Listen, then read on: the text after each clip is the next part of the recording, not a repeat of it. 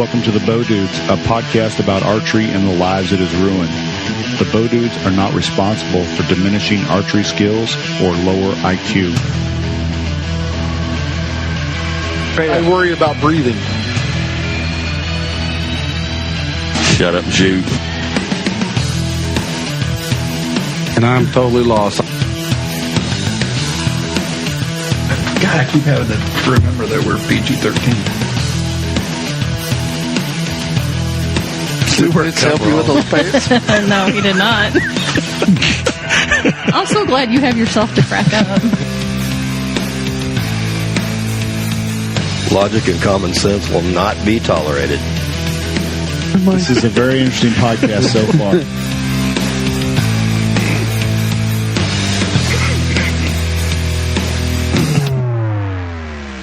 All right, we're back with another Bowdudes podcast. Thanks for tuning in tonight. Hopefully we'll get some people on Mixler tonight, and they'll ask some questions and things like that. So we are recording this, and we are putting it live out on Mixler. But tonight we have everybody here. We have Gary. Yo. How are you? Fantastic. And yourself? Not bad. Bob? Yep. Here. Vinny? Yay! This isn't a roll call. You guys can say hello or whatever you want to do. Present. Thunder?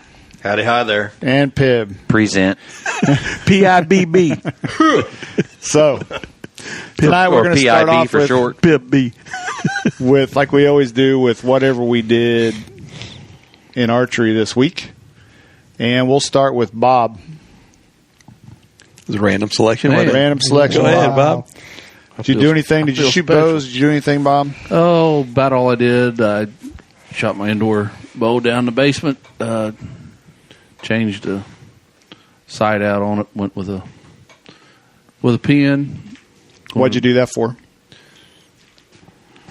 Because I didn't like the way the little true spot like scope that I've had on there. I didn't like the way I was holding with it. So it seemed like I was getting half a circle most of the time. So I switched it out, but I left it on another sight bar, so, if I have to, I can just slide this one off. So when the other one doesn't work, you can go back? Yeah. That's what I do, too. I learned that from Vinny. Yep. So It's pretty slick like that. But this pin is pretty small, so hopefully I can see it. Hope, when I get ready to shoot at East Fork here in a few days. Stick with us, Gary. We'll have you mediocre in no time. What is that, a couple weeks away? Yeah, I think so. What shoot is that? Is that an indoor shoot? Yeah, it's a 450 round. It's their Backwoods 450. Yeah, and you can shoot Friday evening. They've got 3 lines on Saturday and 2 on Sunday. So that's like the weekend of the 27th, isn't it? I think you're pretty close. 2 weeks away. So been trying to get ready for it, but haven't been able to shoot as much as I wanted. But not work gets in the way. Right.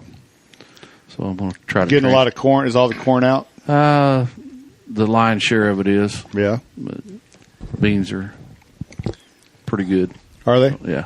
I heard the corn was really good this year. Corn was above average. Yeah. But beans are more so. Yeah. Really good. All right. Deer are moving. They're pushing them out of the cornfields. So. What about you, Vinny? Not much. Quit eyeballing my bow. You woke him up. Actually, I was eyeballing Barb's bow, but it's better looking. That's no joke. I'm telling you. It's got a lot better curves than your bow. So you didn't... Whoops. This is not a visual podcast, but No. Pib's looking completely disgusted. Yeah. More so than normal. So not much, huh? No, I went hunting a couple times, seen a few, but... Are you going to shoot something? Eventually. All right. Maybe. How about you, Thunder? Actually, I've been working quite a bit. We actually had a weekend off last weekend with basically nothing we had to do or anywhere we had to be. Right. And I've been doing just a lot of drills and doing a lot with an evolution. What kind of drills? Basically aiming drills and just going through the process. What do you need to aim for? Because closing your eyes and shooting at the bail doesn't do a damn bit of good. I usually aim for the dot. What is an aiming drill, and why are you doing it? Practice just to be comfortable with movement and quit trying to be so precise. I know the aiming drill thing sounds like a what's the word I'm looking for? Complete bore. Backwards of what I'm talking about. Right. But been doing a lot of the 10-yard game, and like I said, I've been doing a lot with an evolution. So there's absolutely basically no way to cheat one unless you just absolutely rip it off the paper. And went to the indoor range the other night and challenge accepted. Shot a game, and it was the first time I had shot anywhere past the basement since shooting Dan's tournament a month ago, and shot a 96-19X game with an evolution. Right. And I can tell you that when I got done with it, I was absolutely wore the heck out. Because dang releases, there's one time you can pull through it and it pops good, and the next time it feels like you're pulling your guts out and it won't go. Yeah. Why is that? Because inconsistencies in me. Yeah. Yeah. I mean, it's a mechanical thing. It's going to work the same thing every time, but it will definitely show you the slightest difference in hand pressure or anything else. Yeah. So John Dudley's coming out with an evolution that's called the Silverback. Right. It's based on his what is it, knockout or whatever? Yeah, knock to it release. Mm-hmm. So, But it was based on your hairstyle. Knockout. That's Fallout. Which is Fallout Boy was a band. I believe is based on a simple one, but it's a two-finger. I see. I think. Yeah. All right. How about you, Pip? I've been shooting little spots here indoor a little bit and a little bit of hunting. Any luck? I've had activity both times I've been out, so right. Nothing that I wanted to put a tag on yet. Well, Gary and I went and set a couple tree stands the other day. I'm trying to get away from my family, and so you'd rather spend how'd that work out? Yeah. You'd rather spend time with your girlfriend. Yeah. I'd rather spend time with bro Gary. day. Actually, he's abandoned me this week, and so I actually went to Rogers to try to find a Hunter Dan doll because I was going to put the Hunter Dan doll in the tree stand. I got one you can have. Do you? Yep. Okay. Yeah, I need it. I need it because I'm going to do some videos this week. We'll hook you up. I was going to say, put clothes on it. And they have them at Cabela's. Put clothes on it they this have them time. at Cabela's, but they didn't have them at Rogers. Will you put clothes on it? I don't know. Somebody was supposed to go film me. Did you try He's going to video it. Did you try Cirillas? With just the top on. Yep. I've already told him this October is kind of rough. I told you in June when I found out the schedule, Wah. and now he's complaining. Wah. Jack, I'll go with you. All right. I'll say, Jack, don't you know that everything comes before archery? Besides that, No, but your 18-year-old daughter at college does. besides that, That's when you're supposed to forget about them. I've just been trying to keep. Cost how much? Never. You never forget about that much money. Yeah, like I forgot about this week and mine being in Vegas. Turning 21 and in Vegas. Right? Yep. You're old. Scared to death. What's the worst that could possibly happen? This is my daughter we're talking about. Says the guy. never mind. Says the guy that's worried about his daughter moving back to Hawaii. She says that's what's happening. Hey, do you want to announce anything, Gary, about a Bowdudes Arctic tumbler? Right. Mm-hmm. It's a cup. How many ounces? 30.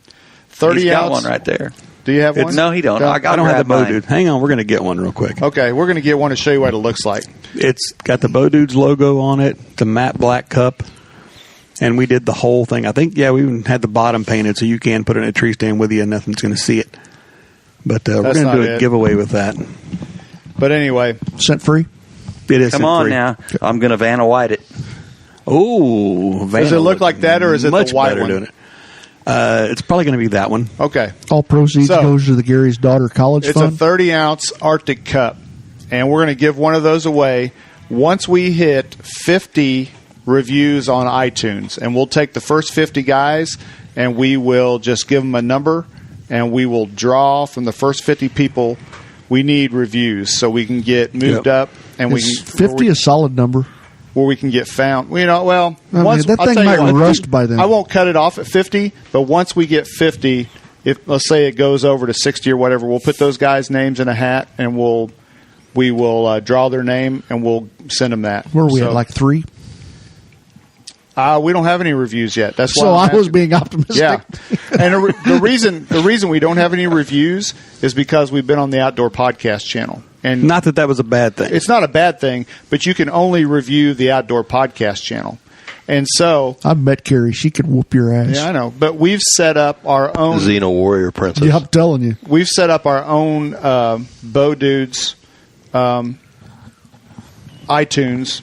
You know, you can go into iTunes, you can search for the Bowdudes, you'll see it, and then subscribe to it, and so you'll make sure you get all the shows on your phone automatically, and then leave us a review while you're in there. Come if on, you would, do it. please. And if you like this show and you want us to keep going, we need reviews so we can move up in the charts and we can get seen and get some more downloads. And so, We'll take anything. You know, even it wasn't bad. yeah, I don't care if you hate us, go ahead, just review it. If you got something to say, just say it. I mean, nobody's going to be upset about it, but we want to know really what you feel. Yeah. Well, Yeah, and if you don't want to say it, we'll just quit talking and go shooting more archery. Yeah, there you go. That's an option. I'm perfectly okay with Gary sucks. I mean, we would prefer good reviews. That will help us out too, and that'll help keep the show going. But after we get 50 reviews on iTunes, we will give that cup right there away. Not that cup, but a brand new one in a box. So, yes, anyway, we will. All right, that's how we're going to do it. yeah, So- that one smells like apple Yeah. juice. So Gary- they Gary get one sits over there not with his tainted Yeti. by Yeah. Pibb's DNA. Right.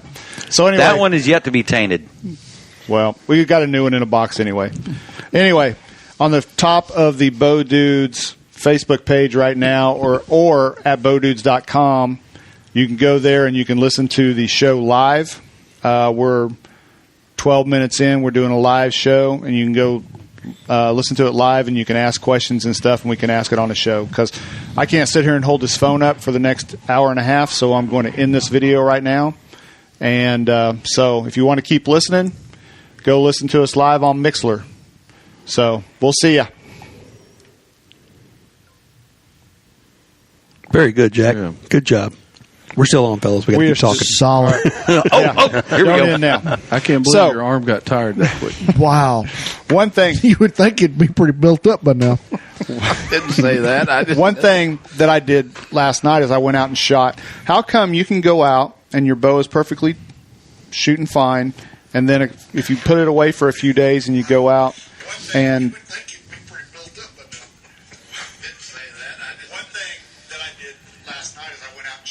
who is it? It's not me. Nobody knows who it is. We're getting back feed. Mine's on Is mute. it me? I'm on mute. I don't know where it's coming from. That was weird. We sounded good, though. Yeah, that sounds awesome. I mean, we sounded real good. Yeah. Anyway, Your bow won't shoot after a couple no, of days. you go out and it's shooting 2 inches low. Why is that? You're tired. From Your the time bow arm. you're Well, not from standing the on time you were shooting them before. You mean? Yeah, like 4 days before. Well, hang on. not I standing can, on your tiptoes. hang on a minute. I'm the least experienced here, but I can explain it to him. Sometimes you get swollen up Yeah. and your fingers don't fit in your release right. Okay. Smart ass. I'm sorry, that was too easy. Well, it's absolutely right. It is true, though, because It is true. I've shoot almost every day going out to James A. Reed shooting that course at least one time. Yeah. And you can shoot it one day and be knocking the crap out of the target exactly where you want to hit the next day. It's either an inch right and low or somewhere else on the target. You go Yeah. back again the next day and it's right back on again. So. Right. I have the same affliction. I get swelled up. I'm 2 inches to the right. All righty. God. Well, there went the editing part. But, yeah, it could be anything. You told me I couldn't say a certain word. You said nothing I know. about that. I think it could be Are as talking simple as on what you had dots for or lunch. just on an animal? I'm just saying that, if you put your bow down, you'd probably want to blame your bow, but you put your bow down for a few days and you go out there and then all of a sudden you're hitting. You probably When I first went out there, I hit a couple inches left, and then I thought I concentrated on what I was doing because I was just being sloppy and just flinging arrows. And then once I fixed my form, I was shooting straight up and down, but it was hitting where my pin was. It was hitting about 2 inches low. I was shooting on a 3D target, a deer. I know this is hard to fathom, but had you worked all day? Yep, I had. So it could have something to do with it. Was it dark? Yes, it was dark because I was shooting my lighted nocks. Low light will make you hit Yeah. lower. What? Your Yes, pin's yeah. lying to you. Yep. Even in like Okay, shooting see? field archery, things like that, if you go from a bright target to a dark target, Right. you'll shoot low. Yeah, it was low. I mean, it was getting dark. I mean, so that's why. There you go. Yep. Problem solved. So, Next. I mean, I hear a it's cat or not you're not talking anything major, but when you're Right. talking just The a other matter of, white meat. you Yeah, know, exactly. Yeah. That's how far it was. Yeah. I got to It fix will. this or he won't leave us alone. Yep. So, Paid no attention to the 22 sound in the background. but anyway, No cats were harmed in the making of this podcast. tonight we had some listener questions we want to try to answer, or talk about it anyway. But No, I'm good. I didn't do much in archery. We're good. Thanks. I asked you. No, you didn't. Oh, well, what did you do? No, nothing now. No, come on. No, you told me the other day nobody cares, so just forget it. I Okay. see how you are, and I hope That's you fine. and Hunter Dan have a good trip. That's fine. is somebody's feeling We having hurt? Yeah. we having a lover spat. Anyway, Yeah, can you believe this? we kind of discussed this the other day. When you're hunting, what's you guys' opinion on? Do you guys go in like an hour early and get in the stand and let things settle down, or do you like to go in when it's starting to get light? You can see where you're going. Gary, Depends on who you're hunting with. Bob, To me, it depends on your stand. I mean, if you're going to hunt a open field, and whether there's animals out there or whatever, but where I hunt at back in the timber between two bedding areas, I'd rather get there right at light where I can see where I'm going, so I'm not stepping on a bunch of sticks, you Right. know, and bumbling through the dark because I don't like to use light, and why don't you want to use the light? Do you think the deer can see that? Well, I don't think it's normal for them to see a light flashing around through the timber. What about a red light? Never really thought about a red light. I Yeah. just don't use them. But I go back to my tree, and usually there's not very many deer bedded. I don't have very many deer bedded up where my stand's at because of the bedding areas on each side of the ridge. Right. So then I get up, but there have been times when I've had to come out of there in the dark because there were deer around. I didn't want to spook them when they were coming through. So You can be honest with everybody. You're scared to walk through the cemetery in the dark. no, I've walked through that thing in the dark many a time. He knows them people so well, they just greet him on the way by. I've had wet pants walk through there a time or two, covey a quail or something like that. Something in reaches there. up and grabs you around the ankle. It's a stick. You think it's It's a skeleton. But It's worse around But yeah, Halloween. I think a lot of times it's you got to kind of know your spot where you're hunting. Right. Whether you need to get in there before light because that's about when the deer come through there. Or, there's a lot of times you're going to spook deer no matter what. But just try to know what your deer are doing and at what times and work on that. I saw a TV show the other day. He's talking about hunting the red moon. Yeah. And he had a camera up, and the red moon was right at 10:30, and that's when this buck come through and was working the scrape. And he looked it up, and the next day it was supposed to be like at 11:30 or something like that. And sure enough, the buck come through at 11:30, but it was on a doe. And it come through at 11:30, and he shot it. So, Wow. but I've never really paid any attention to that. I just when I have time to go hunting, Never heard of the red I go moon. hunting. Red moon has got something to do with the moon in the day, during the light, the moon's up. So it'd be the dark of the moon at night, I guess, when the moon's above you in the daytime instead of. It's called a red moon when it's during the daytime. I there was something on Facebook about that too today, but I didn't read it. So, yeah, because like I said, I usually go hunting when I have time, and I can't pick and choose my times when I go. I just got to go. Right. Yep. I mean, yeah, I agree. What else? What the rest of you guys think about that? I'm going to agree with him. I think it depends on where you're going in at. Where we did have, where we did have all our stands at, some of them I could get into in the pitch dark. Yeah. And I didn't need a light. I mean, just you knew where they were at. But I think it's like he said, if it's someplace that you got to be careful going in, it's better to have just a little bit of light. Where I hunt in the mornings, I try to go through the timber, and pretty much everything's out in open hayfield or to the east of me out there. So I don't worry too much about. I like to be in there about early, and I don't worry about making noise going in because everything's out there. And I figure if I'm down in the timber and they hear me in there, they're just going to think I'm another deer down in there. And so far, I haven't had any issues with that. Now, and for whatever reason, when the afternoon when I go out, I try to be really quiet, right, and sneak in. So you got to be careful in the morning though. If you go too early, you'll be there before the donuts are done.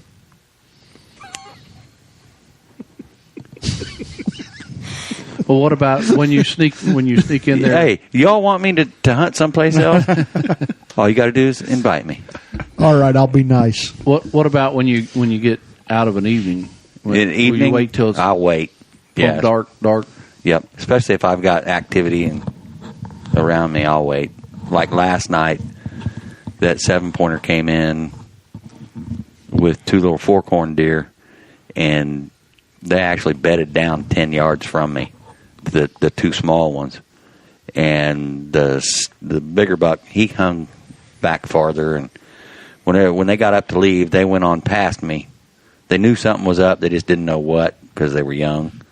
But the bigger deer knew something was up, and I could tell by the way he acted that he either smelled where I had come in or didn't like what he was seeing out of the other 2.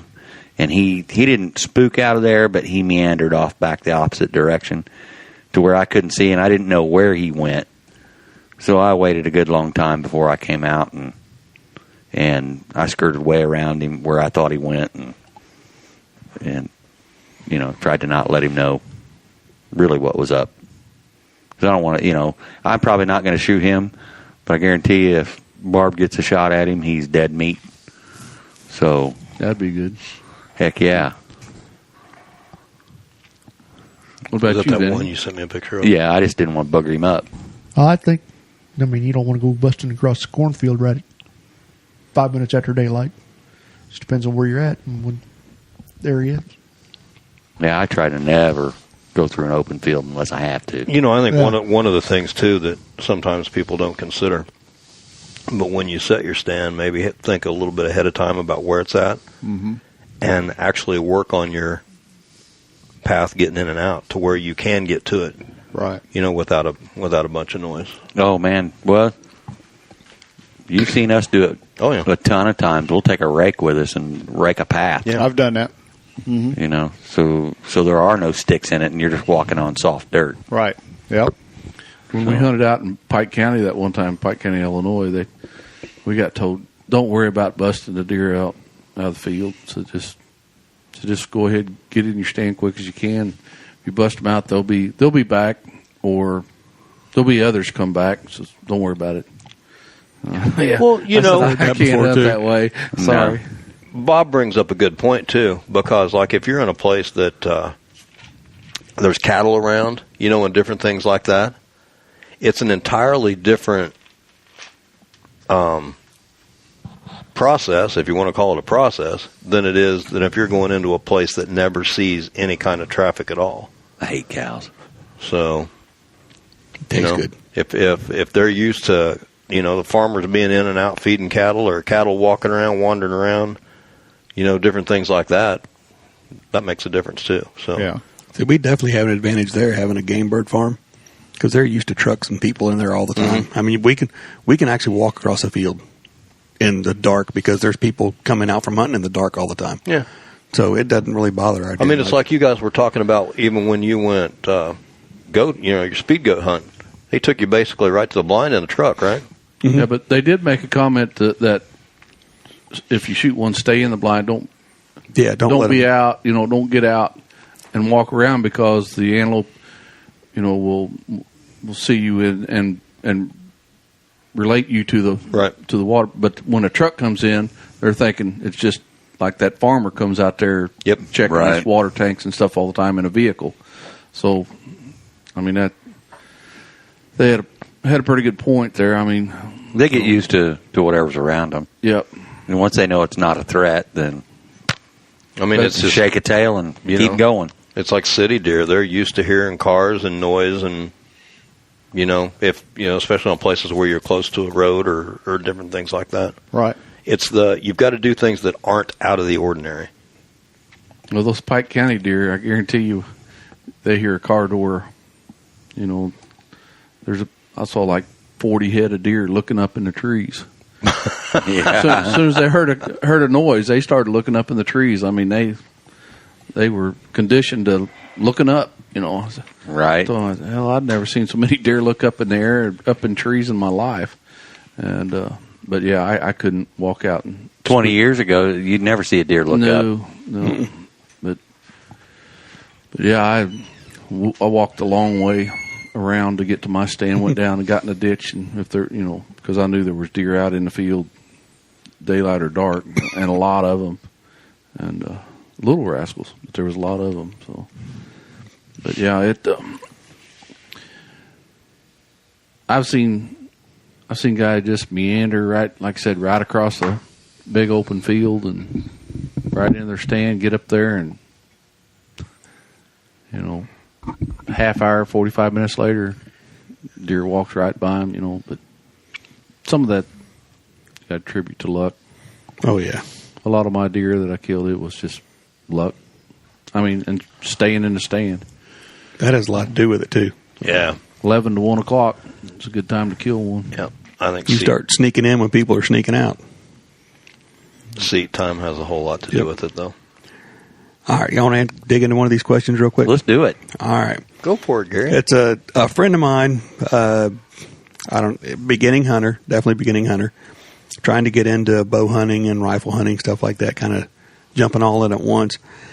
Hunts on a friend's property, so he's got, there's some, not issues there, but things that he has to watch out for. And it says, I hunt on the same property for gun and bow now.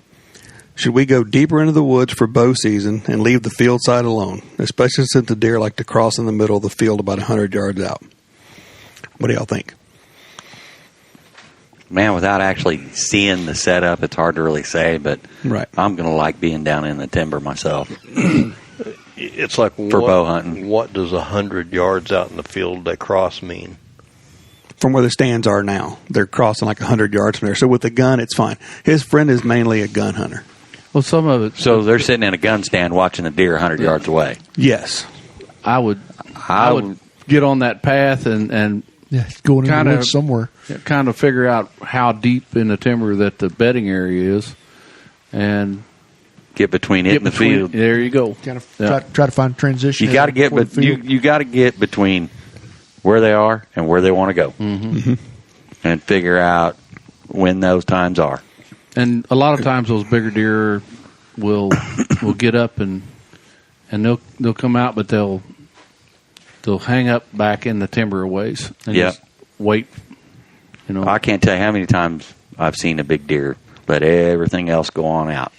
They'll wait till everything's out there, and he looks around and goes, "Okay, now I can come out." They're out there. They're okay. And he'll hang out just 10 yards inside the tree line. And you never know he's there. It's almost like they're waiting for a certain number of deer, it seems like, to get out there before they feel comfortable sometimes. No, they're sending their guinea pigs out. It's like, he's not quite as big. Go ahead and go on out, see what happens. So that's kind of like getting the biggest piece of chicken.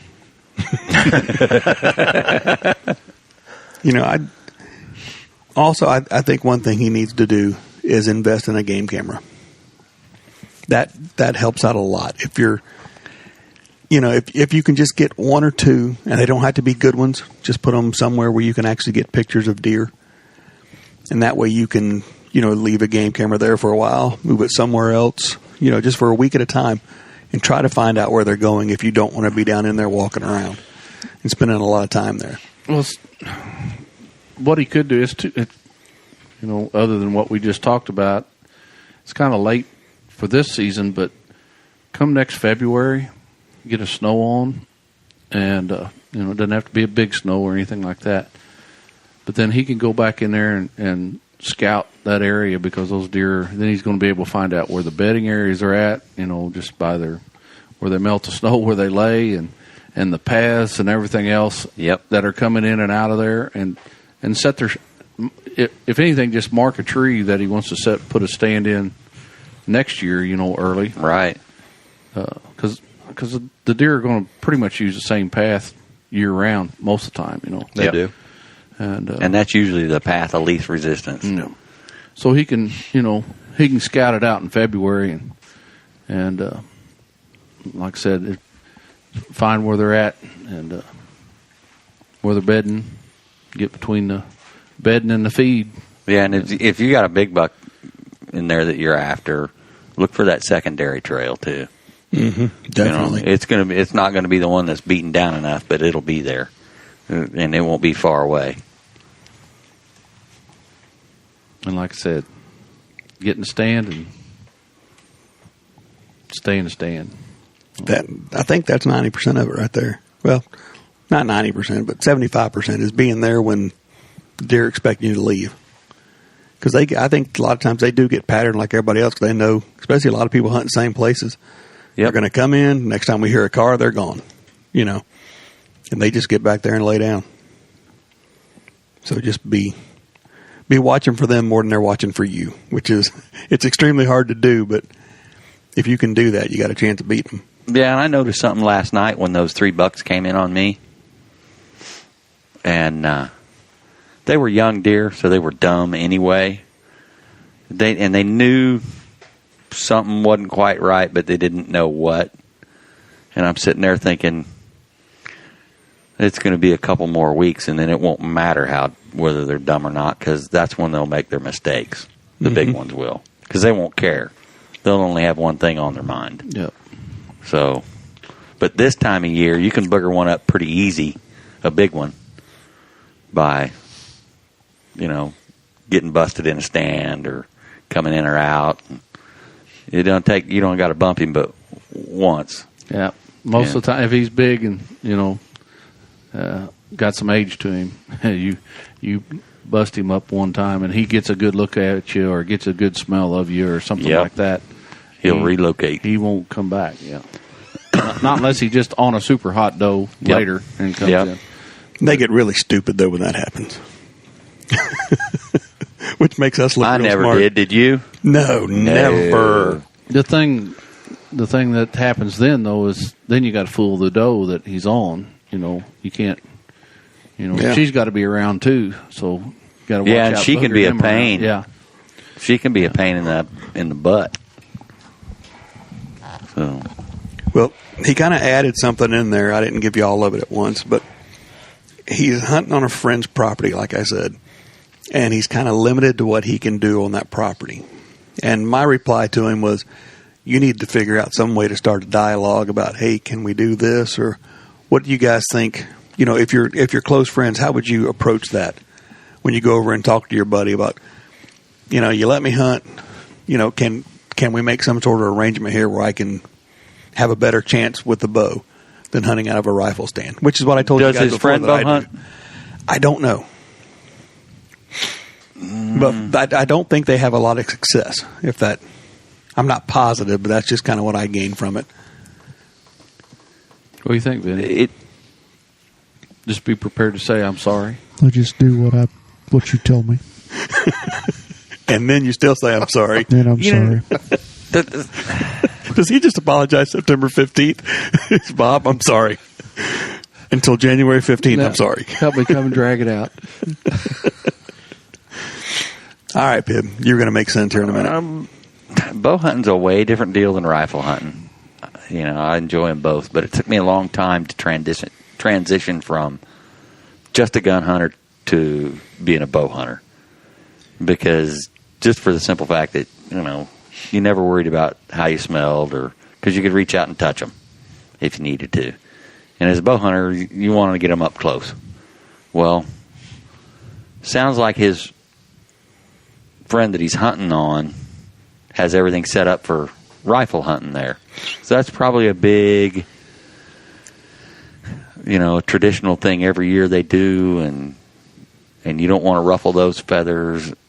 So the way and a lot depends on if his friend bow hunts too. Mm-hmm. He's going to have a better understanding of what your friend is wanting to accomplish and what he's getting at. But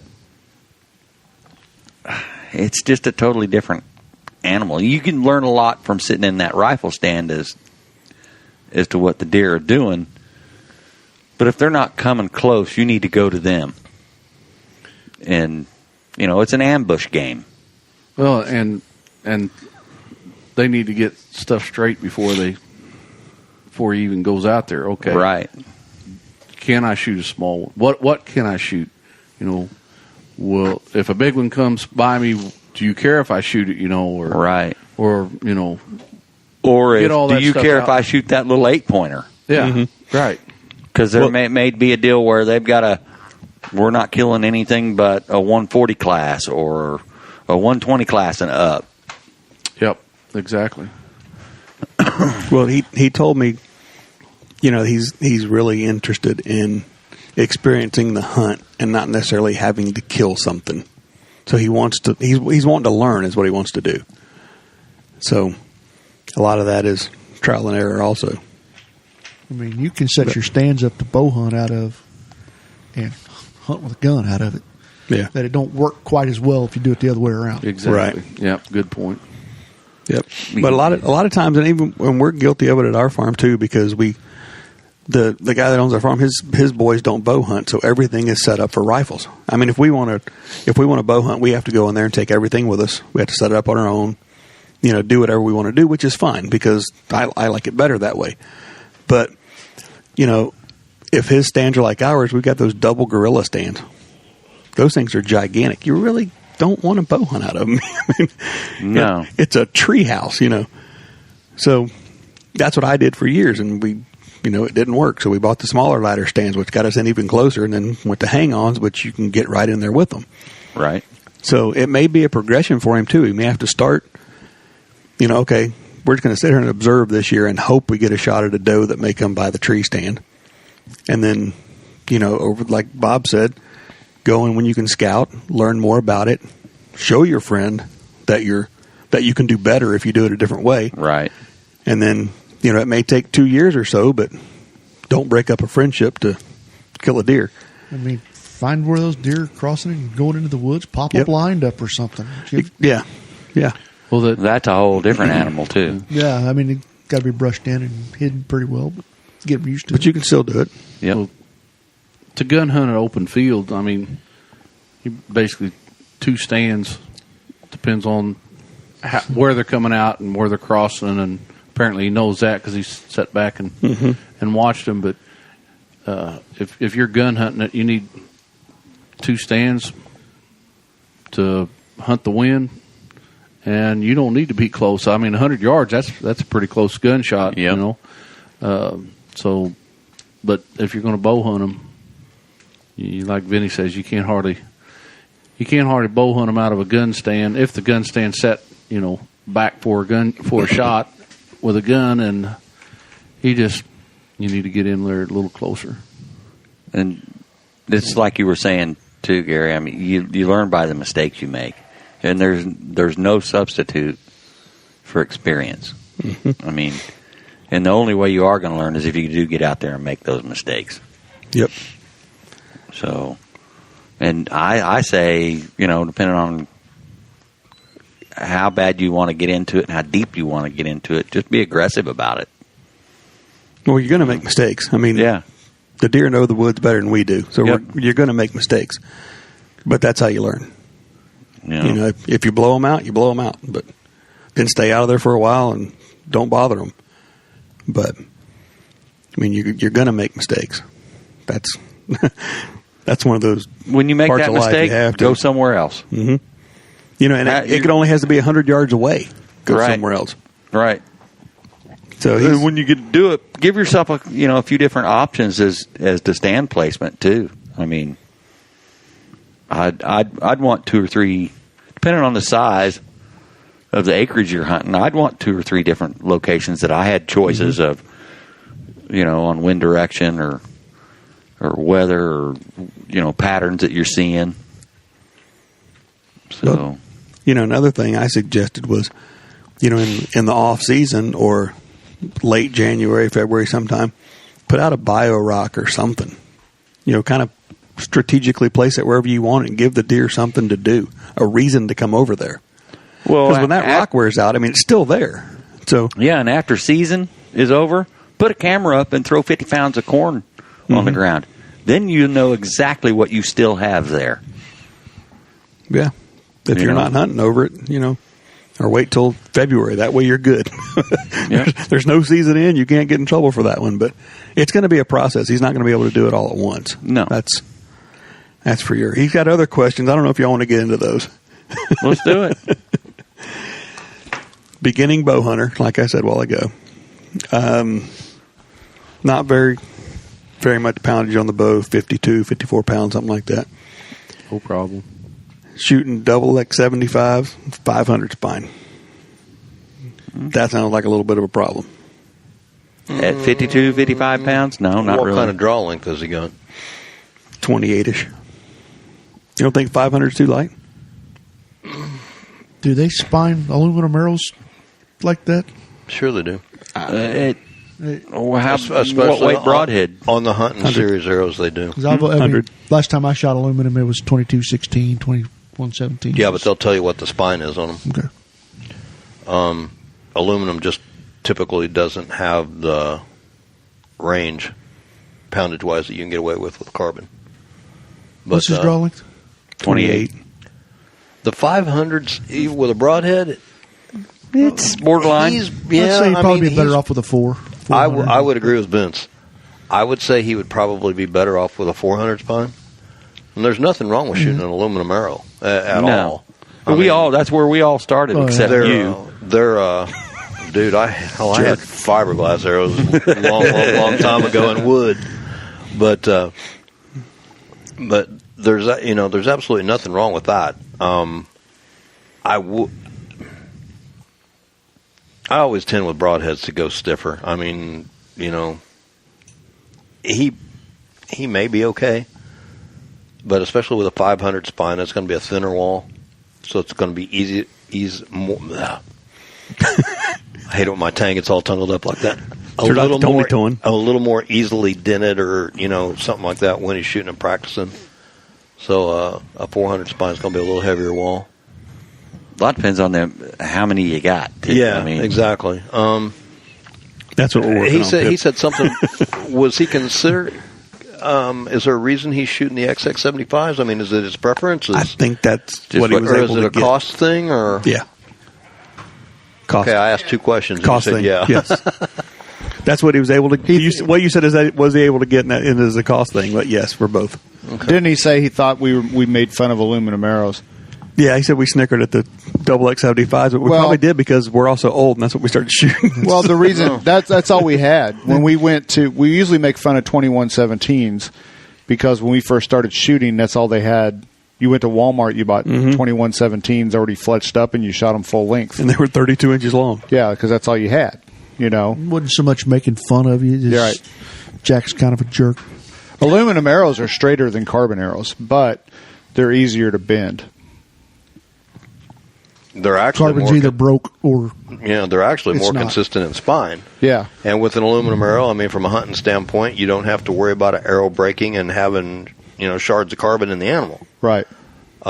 With that being said, sometimes with depending on what you want to do, you can get a little more durability, out of a carbon shaft, as far as a lot of practice and that kind of thing. So it's a double-edged sword. I mean, but there's absolutely nothing wrong with them for sure. if they fly good and hit where you want. I think that might be part of the issue. But typically your aluminum is going to be a little heavier than the carbons, so you're going to have a little more mass weight there with the arrow, which is of course going to slow your arrow down some. But it's Steve Crawford has been listening in tonight, and he left a message that said that we're horrible. It's good to hear everybody. He has to lead. He has to bounce. He said, but don't let Vince touch anything. Is what he said. Sweet. He's got a point there. Right. He definitely has a point. There's Pib out of the blue. He does. He does. He got a point. Yeah, but whose site's that? Double mine. X 75s. I can't. No, don't let him have it while the podcast is You'll going turn on. a 5-pin There's enough into a background 3-pin noise in a anyway. hurry. That might be better for it. It's enough background noise as it is, and he'll tear your site up. So It doesn't matter. But I shot a lot of deer with 2219s. Did we answer his question? You think, or we're working on it? I shot aluminum 2016s out of recurve, killed a bunch of stuff with it. if he gets the right aluminum arrow, what's better to have the right aluminum arrow that's spined correctly for his bow, or to have just some carbon arrows that he picked up that? So I'd say it doesn't matter if it's aluminum or carbon. If you want the straight spined arrow, It for needs your to bow, be if you can do properly it. spined. Right. Especially And he said it was a broadhead. 500 spine arrow, which sounds kind of light, but So I want to say my wife shoots 500s at She's at what, 44 pounds? 45 pound. She's a little bitty thing. Yeah, she's got like an 18-inch draw length. She shoots a diamond mini. Not quite, but it's so That's terrible, Vince. You pick it on Julie. She's not even here. she's here in spirit. Oh, yeah. what else we got? That explains the pain in my butt. She's haunted. I was thinking about that I can cold feel her drift aura. across the back of my neck every now and What then. are you saying about her, Bob? She's kind of haunting. She threatened to stab me this morning. Did she? Nice. Yeah. And she was driving to work and threatened to stab you. That's Yes. good. And I jumped up and turned around and checked the room, make sure she wasn't in there. I seen a T-shirt at Walmart the other day that had a witch on it in front of it. And seeing how she's witchy one. Uh-oh. Mm-hmm. Oh, my And God. It said, "Quit your witching," and I started to get it for her, but I didn't have any cash on me. So And you chickened out. you damn straight. Okay, we're going to take one more of his questions tonight, and then we might work on. We might have him on to work with him from now on, but no, he's a good kid. Oh, I just got a text from the witch, Yeah. my lovely wife, and she told me to tell Jack that you need to quit taking videos, crotch shots of thunder while you're recording. Oh, nice. Didn't know I was. Why was she looking at it? Yeah. She seemed to spend quite a while examining them. She was trying to get her doctorate, right? Okay. One of his other questions was if he's thinking about going to some public land to hunt. What do you guys suggest? Go deeper than anybody else is willing to go. Go during the week. Yep. I agree. Hook your buddy up. Here. Wow. got him Looks some like arrows. Pibbs got him some arrows. Stay in Look the at that. stand. 400 spine arrows. Perfect. Yeah. If you're going to go hunt public land, if you can hunt during the week, it'd probably be better. But a lot of people don't want to go more than 100 yards or so off the road or from their truck. So if you're willing to walk back in a little farther, and like Bob said, a lot of guys only walk about 100 yards or so off the road, and then they want to leave by 9 or 10 o'clock. And so if you can stay in the stand, they might scare up deer and chase them by you, actually. One of the guys that we just interviewed, I won't mention any names, but you know who it is, hunts a lot of public land. And I think he would tell you the key is to hunt the people more than anything and find where the escape routes are. And that's where you'll kill your deer. Right. Yeah. And there's a lot of deer killed by good hunters who around 10, 11, 12 o'clock in the afternoon when everybody else is back eating a bowl of chili. Yep, when everybody else gives up and they're still in the stand. Right. Yep. So, and I was going to say it's probably a good idea if you can come up with a, like an aerial view map of the area you're hunting, so that way you've got an idea where the hell you're and going. like Pip said earlier, go where everybody else is not going. Google Earth it and just check out the timber where the timber has a nice pinch point, gets narrow or whatever, and set up around there because they'll have to travel through there probably. Yep. So, what's next? That's all we're doing for this week. Okay. Well, I may have to have him on with us. Bicycle.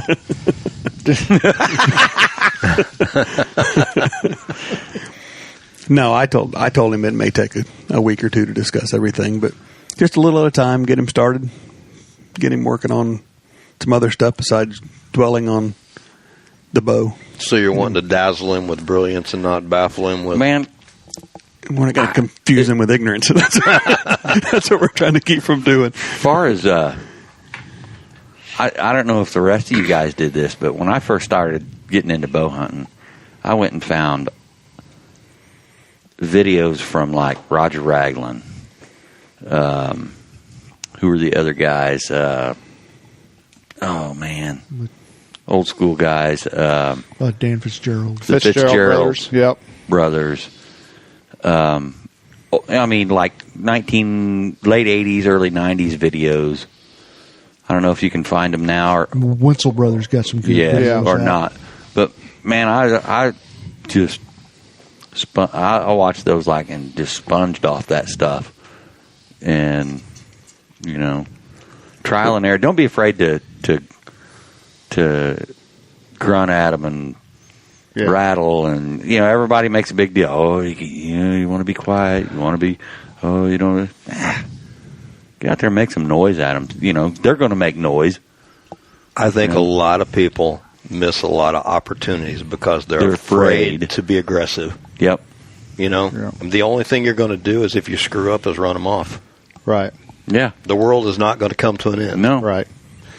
And one thing you need to remember is these hunting shows are not always reality. Oh, heck no. No.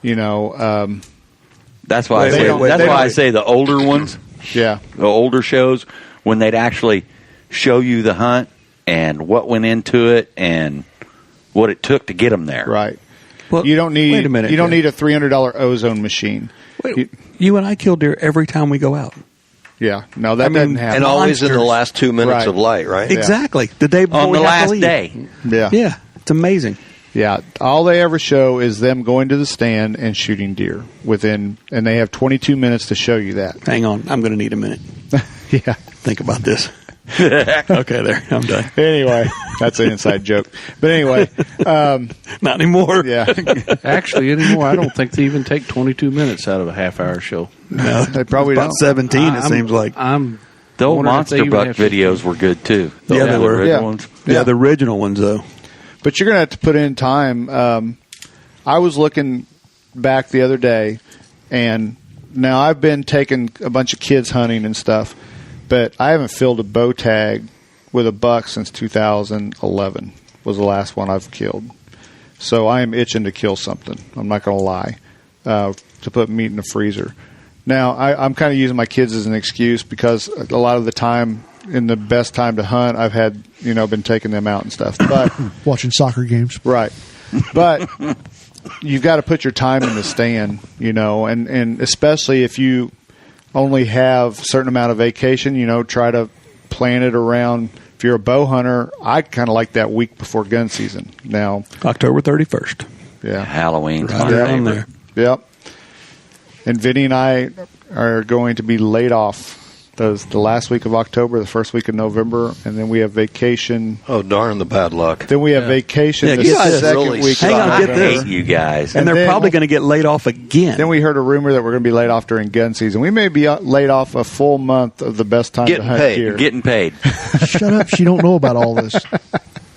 So, What are you going to do? Pretend like you're going to work every day? Yeah, I can pull it off. until there's no paycheck in the bank. So he don't work actually like that. kills We a get deer paid. and comes home. Yeah. Another thing, what I was starting Like to say that's going to happen. is you don't need a $300 ozone machine and a $1,000 scent blocker suit and all that to kill a deer either. You know, play the wind.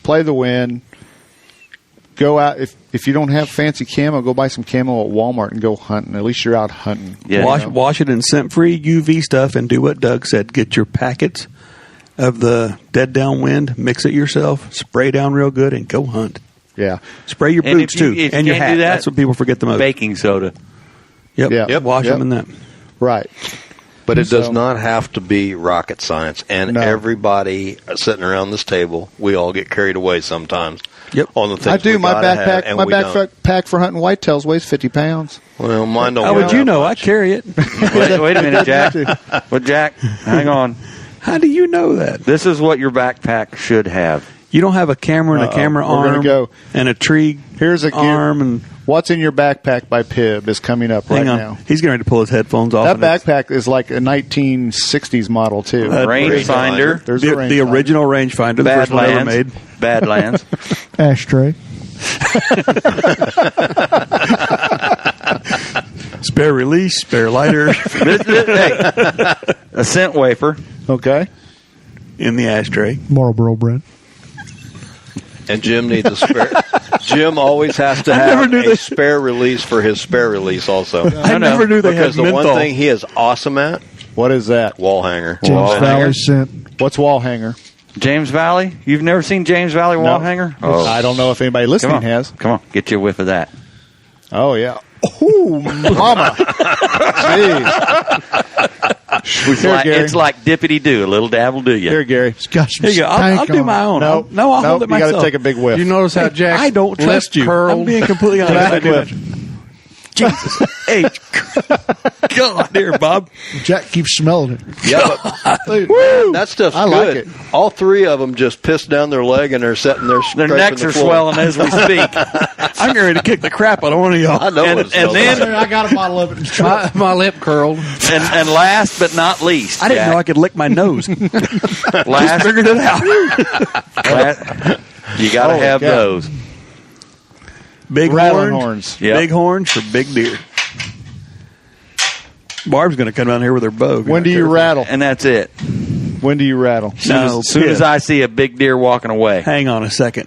You got 3 Dr. Peppers and snacks in there, too. No, I don't. Well, that's on the pulley line going out there from the house, right? The pulley basket that Barb rolls out. We've all known that for a long time. So you don't ever blind rattle? Right time of year, I will. If I like in the afternoon, if I'm sitting out there and I want to start some action I got some on my finger. and I can see a ways, and he can't get he got it on his finger. He can't get his finger out of his nose. Don't now. you guys do that? Smell my finger. When you accidentally get deer pee, you sit in your tree stand and just smell it. You need to start the video. Every one of you guys do it. I don't care. One of the things I've done this before is I'll take you set a buck bomb, and there's a lot of times I don't set it out and just let it go. I'll get up in the tree, and I'll just squirt a little bit and let it drift. But it never fails that I'll have it on my glove and it'll get the very end of the finger of my glove or something, and then you got it, boy, it's right there. And Or You sit there and you smell it the rest of the you do like Katie did that one time. I said, "Here, just spray it every now and then." And she reached in there and she took it and she went like sprayed a big old bunch of it and just blew right back in her face. I've done that. She was like, but that's it. That's all that's in my pack. And I take a book if I'm going to be there all day. you got to have this. and a spare and a charger for your phone. Yeah, you got This is a must. All right, yes. let's hear it. Let's hear That's it. the Primo's buck roar. Let's hear it. Let's hear it. Let's hear a snort wheeze out of that. Oh, that was sweet. That was pretty sweet. You need that, and you need a safety harness. He's got a safety harness. Got a safety harness, binos. That's Dude, it. That's you all I really need a safety harness because those things are only rated and good for like 5 years, they say, and then they need to be replaced. Is that the original? 5 years. Is that the original seat of the I've pants? had that a long time. Is that the original? He's seat of the never pants? tested it, so it's fine. It's never been under stress. Well, I mean, I'm pretty sure it's not dry rotted. It just fell apart. I'd say it's fine. It looks good. It's camouflage. Fine. It is a safety harness. That camouflage. We could test that on Facebook That Live. camouflage has been out of style for a long time, but when you put it on under everything, you ain't gonna worry about That's the original. So you wear it Little Jordan naked? camouflage. it. No. you put it on naked and then you put your hunting clothes on. Well, yeah, Barb. Never mind. How do you think he gets that leg strap tightened up? Pretty nice straps. So It's straps, not stirrups, Vinny. When you blind rattle, have you ever, when you finish your rattling sequence, you turn around and there's There a he buck is. looking at you? Yeah, that's happened. Yeah. Well, that sucks. Do you ever just jump up? One and go, morning- God, that was good. I should do that one again. One morning, we were over here behind Hallmark cards. On a ridge. It's right down the street from Quick Trip. Using By the golf course, no less. that parking lot street sign is hard to climb. And That light pole is slick. And I'm videoing Robert. And it's light enough to see with the naked eye, but we don't have camera light yet, right? And we could hear stuff going on up there in the timber where they were bedding. And it was all I could do to keep him from grunting and rattling. And finally it got light enough for the camera, and I bumped him and I said, hey, I'm going to rattle. And I crashed those horns together and snort wheezed, and in 3 hops he was 20 yards behind the biggest clump of stuff we couldn't shoot through. But it was just instant. There he was. So, there's no telling where he's going to come from. Sniffing you pip got sprinkers. you got to be, when you do that, if you know that the deer are around and you rattle, put your stuff up and stay real still, because he's coming in looking, and he's liable to see you before you see him. all right, you got one day this year that you can hunt. What day is it? 7th of November. Same with me. You stole it from me. November 10th is my lucky day. Is it, Vinny? Sometime between November. No, you got to pick a day. No, Pick a day. I'm picking the last week of October, first week of November. Pick a day out of that. One of those. Because I'm going to be in a tree every day. All right. Bob? I used to think right around that November 10th, but I don't know, October 31st I've- is kind of my old? favorite I've had day. good luck on And- Halloween. And I'm not mad at Thanksgiving Day either. no. No. Hey, I tell you what. In fact, that January- big 8 I killed January- last time January with the broke, 2nd. with the broke Yeah. G3. That was Thanksgiving morning. Yep. January, Was he out chasing? Or do it? I was we were texting back and forth that morning when I killed him, if Yeah. you'll remember, right? Yeah. And I said, hang on, I'll be right back. And the next thing I sent you a picture and I was chasing blood. Right. Huh. January. I'm with Bob. October 31st. What about you, Jack? No, you said November 7th has always been my good day. I've had a few good days in January. How many do you guys hunt late? Me. You do? What about The rest then? of us When's are your sissies favorite 'cause time we're to hunt old. then? You don't have to pick a day. What week is your favorite time late season to hunt? I try to be out there every day I can. I mean, it doesn't necessarily mean one day or another. It just Are you And- seeing and a lot of seems to bucks be then, the or colder mostly the just better. does? and what I've done a lot of times on that ridge with bedding areas on both sides, I like to grunt a lot during that time. Late 'Cause- season? Yeah, because it seems like if that doe hasn't been bred, she's come back in, or maybe just almost coming back into heat and stuff, and you grunt, those does, they think a buck's around, even Right. if he's not. I mean, they think they're around, so they get up, they get nervous, so they get up out of their bed, and they're going to go from one bed to the next. and back and forth and around. And I've had them come up on that ridge and be looking around, and then they go back down on cross right by me and go down into the other bedding area. And guess what? There was a buck there. Well, he's going to get up. He gets up, and then she comes back. I've had it happen several times. You know, she'll go back down into that other bedding area, and then here she comes back, and may not be the big buck, but there's a buck back on her coming back, and it's just making something happen. Right. But the biggest buck I never shot was like a January 13th, and he was with a big doe, and she still had last year's fawn with her, and I was getting ready to. I was going to grunt, and my grunt tube had something in, and my grunt tube was squeaking and carrying on. So I got a decent grunt out of it, and then I kind of popped it. It started squealing, so I was trying to get it out, you know. And all of a sudden, I hear something stomp, and I look up, and this big old doe standing there, looking right at me, and she's stomping and carrying on. So I don't do anything, you know. I just kind of freeze. She stomps there a little bit, walks to the right, raises her tail with her yearling comes out behind her, and kind of stiff walks around and went on. Then I'm sitting there thinking, you know, well, I've screwed everything up. And then all of a sudden, this set of antlers starts coming up over the little ridge. He was really, really big, non-typical. Come up there and turn sideways, and he's looking around like, what happened? Why did my girlfriend get up, you know, and stuff? And he walks and stops at 40 yards with his head behind a tree, and I draw back. I'm gonna kill him. You're gonna poleaxe him.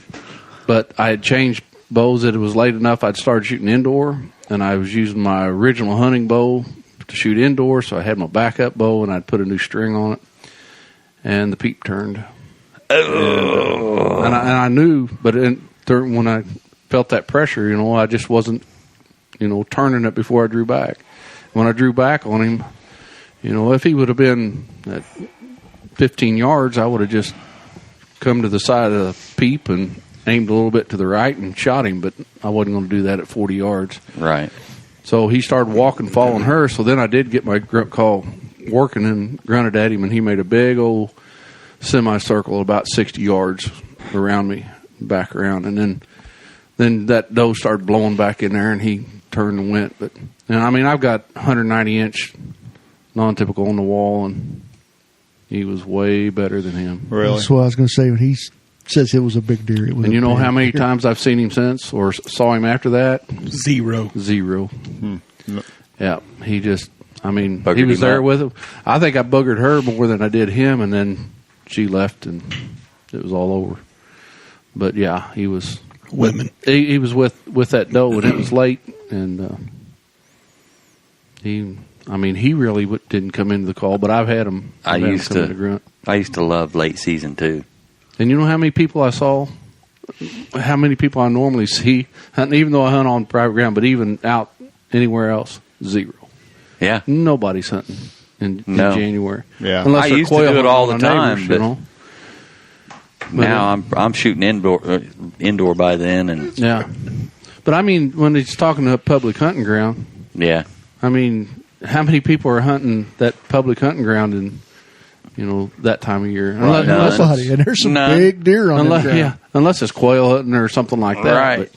But there's not that many people do that anymore. But, yeah, and after gun season, yeah, Nobody. there on won't there. be nobody on there.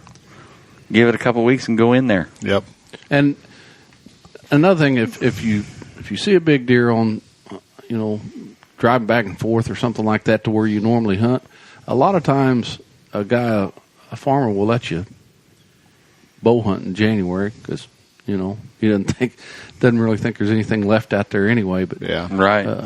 that and I've been up on the farm before when there's basically no food other than locust pods, but when those deer get yarded up and they start going to the neighbor's fields or something like that, you know, even if you got to ask the neighbor to hunt because all the deer are yarded up on them, well, the only problem is then you've got, you know, 20 sets of eyes coming out looking at you and stuff. But Right. But late season's one of my favorite times. I need to hunt more of it. It's tough though, sit in the cold. It is. It is tough. And once you get cold, you stay cold. They make clothes for it. Mm-hmm. Yeah. Layers. Well, now they got those heater bodysuits. I don't have one, but I'd like to. We checked about those at Rogers a couple weeks ago. Yeah.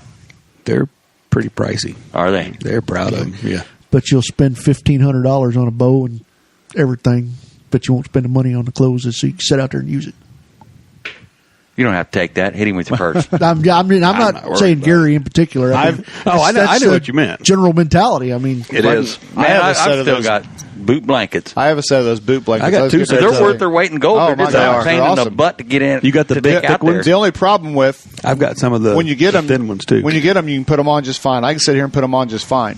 You put 12 layers of clothes on where you look like the Michelin Man, and then you get in your tree stand and you're trying to bend over to put them on there a little bit tough. That's when it's tough. You know what I do? Without keep my leaning over feet so warm, far I you can fall stay. out of the damn tree. Yeah. Yeah, and my stands usually aren't big enough. The platform's not big enough to even wear them in it. Yeah. If we're rifle hunting, They're it's hanging cold, over the edge when you're standing in the middle of the stand. But they are nice because you can wear lightweight boots to the his stand. pib weighs about $150. Can you imagine my 250-pound butt trying to put them on in his little stand? But when we're rifle hunting and using those big double stands with the big ladder and everything, I'll put them on the ground. Go up the ladder with them on. Layers. And they don't weigh. It's a little hardly different anything, going up so- tree steps or I know. Get those layers, layer your clothing, and hot hands. Yeah. hot hands or a Hot must. hands. If you can I mean- keep your feet and your hands That's warm, right. and Put a vest on. one of Get a those muff. hand Those warmers little that go muffs. around your waist, Yep. you know that you can stick your hands Mufflers. Muffet. in. Yeah. If you Hand mufflers. if you can keep your hands and feet warm, Shut up, Gary. most everything else is good to That's- go. that's But key once for my me. feet and hands are numb, I'm done. Yeah. Once my toes are cold, I'm miserable. And I If you always can- pack And they don't make a hunting boot that'll keep your foot warm. No. I get Just mine, sit when you're just sitting. I get a pair of boots that are like a size too big, and I get my hot hands going on the way to there, and I put the hot hands down in the toes, and When when it's- my stand and stay there. And When if they it's- happen to Well, I'll tell you, die out, I I recharge them with another set. So I got a pair of Muck Woody Maxes, and those are the first boots I have ever owned in my life that I could go out in cold weather and hunt with for an extended period of time with my feet stay warm. So I can't do it. I've got the Arctic Sports. I got them a size too big. I can put the hot hands in there and put the covers on them, and I'm good for about 6 It hours. doesn't matter otherwise I what start it- getting cold. Well, It but doesn't 6 matter hours what is a long time That's to a sit out long there. time in the cold. Yeah, that's But- a long time, dude. Yeah. One thing I found out too is if I carry a spare set of coveralls, I bought a set, God, I don't know, 10 years ago that were double or triple extra larges, and I bought it basically for the same reason that heater bodysuit. I'll get in there and put those on over everything, and they're just big. They have a lot of airspace in them, and I stay warm that way. And I usually try to take an extra vest just in case, because if you keep the core warm, then you'll. If you You'll can be all walk right. to Man, your I- stand carrying your clothes, so you're not getting all sweaty before you Yep. get in your stand, That makes helps a lot out of difference. A good hat. Yes. There's a big, Stocking cap. Yes. That works a lot better on your head than on the ground underneath your stand. that does. And one thing Generally. you might Just do if you FYI. know it's going to be cold and you're going to go hunting that weekend, slip all those clothes on and go out in your backyard and shoot some arrows, Yes. because you're going to be probably good chance you might be hitting your sleeve and Face totally mask different or face- whatever. Yeah. Once season starts, you don't shoot. It's true. Here's a true story. We were doing some videoing, and I shot a nice buck early that year, and my brother decides he's going to come up and hunt, and I'm going to video him, right? He went out to Cabela's. This is like in late December. He goes out to Cabela's and he buys him some new gloves. All right. Didn't say anything to me about it. I called this deer in from 300 yards, and I've got everything on video coming to us just like clockwork. Everything's perfect. He draws. I'm got the deer in view, and as soon as he reaches for that trigger, he's not even on the deer yet, and his thick finger on that, when he went to come around with his index finger, to get on his release, it went off early on him, shot right over top of that deer's back. And most of these index finger releases you're buying are touchy. So that was one of those deals you're talking about where he didn't try it out. I mean, you know, I bought a pair of gloves from Sitka, and we shot yesterday, and we shot almost the whole round with the gloves on. That was Larry and I were out there. We're like, try something different today, and we had them in the truck. Like, wear gloves. It's hard at first, but try it a little bit, you get used to it. It'll change your anchor though too. Barely, but it does. They're not real thick gloves. They're enough just to. Oh, just little thin ones. That's typically they're kind of like a mid-weight, but the palms of them, there's no padding really in the palm, so right.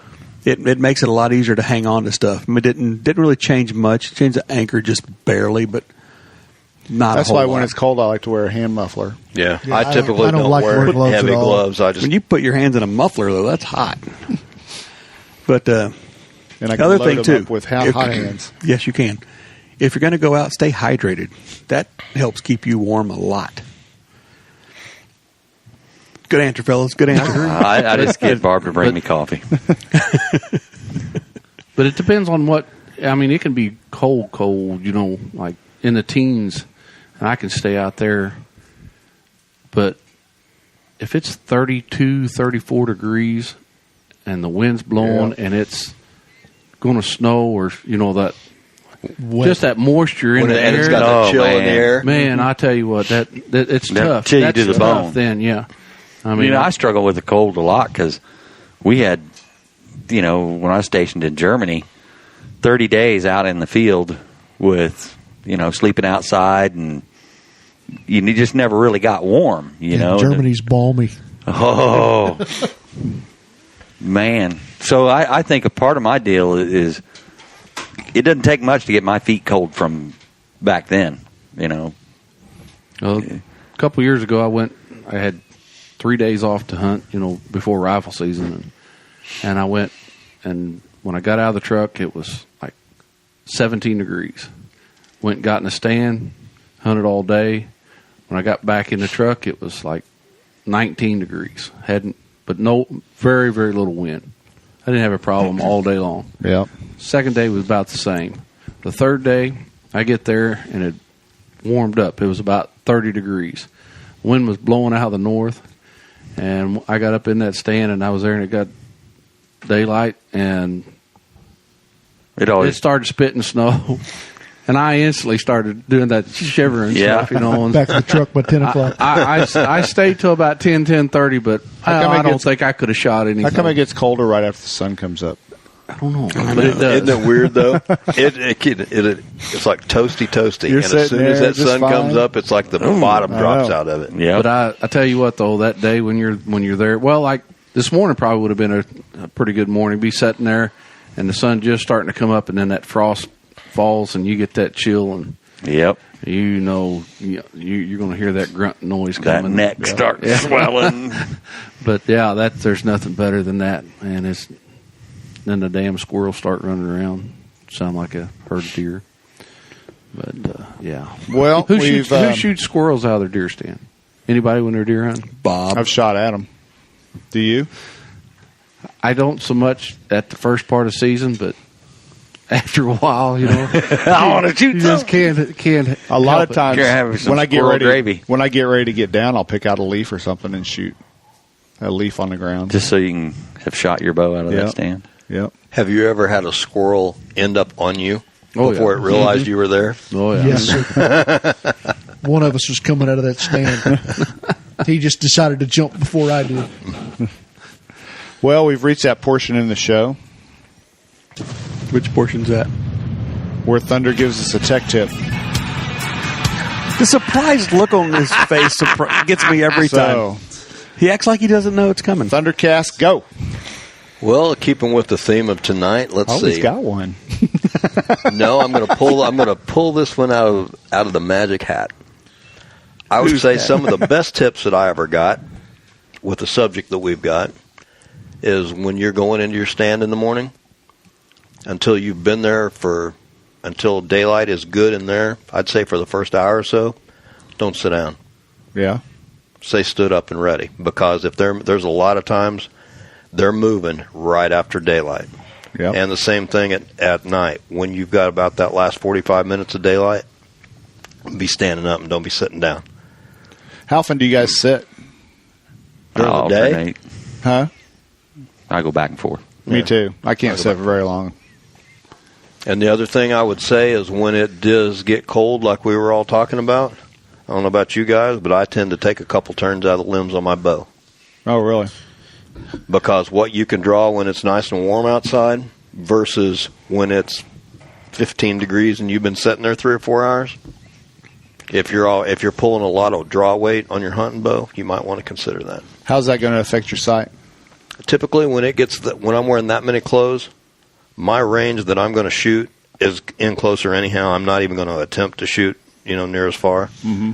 So it's typically it's a matter of, I know it's going to hit a little lower than what it did before. Right. So Know your bow.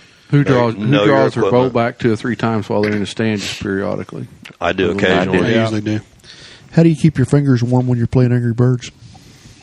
You don't play Angry Birds. Actually, buy the gloves that are sensitive through. Yeah. First thing I do is draw my bow back in the dark.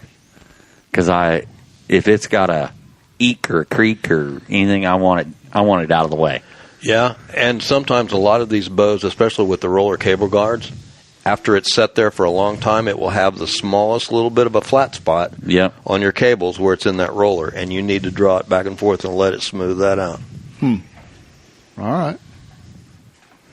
Thundercat. Woo. Good job. Yeah. Here, That was a good one. Here, I got to give you some more of that. Deep thoughts, but Jim Quarters.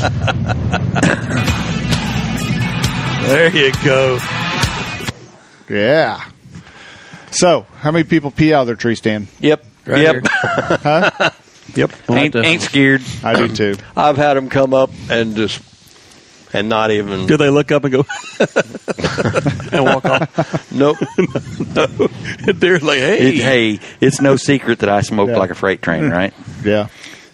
Well, I typically go get me some. It gives you a good radio voice. Though. Yeah. Dirt flavored cigarettes. You know it. I like to put Buck Bomb in my cigarette. So I got me a can of Skoal. I smell awesome. So I'll spit out of my stand. I don't care.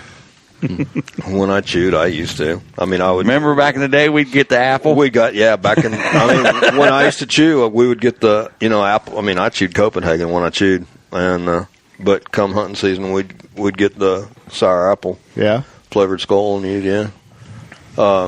Is that legal? I don't know. Is spitting legal? Are you boys baiting? No, we're just using tobacco. Ding. Okay, when you first see a deer, what's the first thing you do when you see, like, say, a leg or a back Put out your or cigarette. something twitch? I put my cigarette down, pick up my bow now. Put my phone down. Well, then what? Well, It gets me- depends. Well, it depends. I text you and tell you where. Yeah, but it gets Teddy. me to watching these hunting shows when they're sitting there and the deer's in on top of them. They say, "I see a deer," and he's busy looking at it through the binoculars till it gets in. Oh yeah, he's a good one. Oh, I and bet. then he puts the binoculars down and then says, "I can't. He's too close. I can't get my bow picked up." Yeah. I see a deer. I'm picking it up. I may even be standing up. Yeah. Like I said, because I personally don't like to shoot sitting down. But It's something I'm thinking about shooting. but As soon as I see it, If I it's got my bow in my pitch hand. black in the morning and you can't see nothing and you can hear them, that bow is in my hand already. Yeah. I mean, there's so many times when I turn the channel. I get because they'll kill the deer anyway. But and then it'll be find him 10 minutes later and he'll be all rigor mortis up. But Only went 40 yards. I see. I don't care even if I know it's a doe. I get up. I get ready because Yep. there's I never know what's behind her. Mm-hmm. Yeah, but yeah, That's another thing. You got to know what you can get away with, movement-wise, sound-wise. Well, and you got to pay attention to what the animal's doing too. Yeah. If the animal's coming in and all amped up, you know, that's going to really limit to what you can do. If they're all relaxed and, you know, just moseying around and not a care in the world, well, you can get away with more too. Yeah. Do you aim different on a deer that's amped up versus one that's all calm? I would. Well, A little lower. They're going to drop faster. You squint your eyes at them? I don't. I I, do. look, I look away. away. I try not to look directly at them. I'm like this. I try to look away and I squint my eyes. I don't. So I play mind tricks with it. I become one with the deer. He does the Jedi thing. I just Oh, look at it, my. and sometimes it falls over before I even draw my bow back. The deer just like plop. Got him. I don't look at them. I don't either. I look out of the side. And, I mean, yeah. Yep. And I mean, That eye contact. typically, if Man, it's, they will pick you off with your eyes. and if it's a buck, if you have to look at it with binoculars to see if it's something you want to shoot or not, probably a pretty good idea that you don't want to shoot it. I don't know. Usually, when it comes to Nope. if it's got horns, it's either like It's been a long time, Thunder. If it's got 4 points, it may Depends on how close he is. Well, it also depends on. If he's 200 yards across the field, I'm putting binos on him. yeah. But I mean, I'm talking if one comes in on you, you know, and all of a sudden it's at 40, you know, say at 40 yards. But yeah, because You if know, you got to yeah. think, Oh, should yeah. I? You know, if you're really wanting to shoot a big one, and you got to think, you got to talk yourself into it. It's hang not your the one. bow back up. Yeah. Right. Yeah. But I discussing. mean, one thing you do have to pay attention to, and I mean, like here in Missouri, some of the counties you're in is antler restriction, Right. so you do 4 have points. to pay attention to that. on But one if side. you're like the guy we were talking about earlier, you know, and you're just wanting to shoot a deer, you know, first off to get some experience, and Is he second to in get some Missouri? meat for the Yeah. freezer. Yeah. If you're a new hunter, if you got a need to- chance to shoot something, You need to you kill got to it. do it. But if Has he's he in killed an antler anything yet? restriction, Yeah, if he he's knows in an that. antler restriction Yeah. county, he's got to make sure. Right. Right. But you need to kill stuff. You know. Yeah, you do. Don't Yeah. follow. Don't hold back, and don't let anybody say anything about your deer either. No, that So, first deer yeah. I ever killed was a little bitty basket rack Yep. 7-pointer, and I was so Yep. proud of him. That's right. So, you guys got anything else tonight? Nah, that's more knowledge than we've ever done on this show all at once. All right. That was good. Unless we had guests. I have to listen to this one again, maybe twice. Started off a little slow. I heard almost everything that was said. Jack will have to listen to it because he was outside peeing. Sometimes the conversation is good. Yep, we needed that. That's right. All right, Everybody's here. Pib, where's everybody go to see us? You go to you go. the Bowdudes on Facebook. Twitter, we are at Bowdudes. Instagram, we are at the Bowdudes. You can go see us at the Bowdudes Podcast. You can email us at gmail.com. Ford Body Shop, Bay Post, J20. Salute. See ya. See ya. Shut up and shoot. See you in the funny papers. Bicycle. Woo.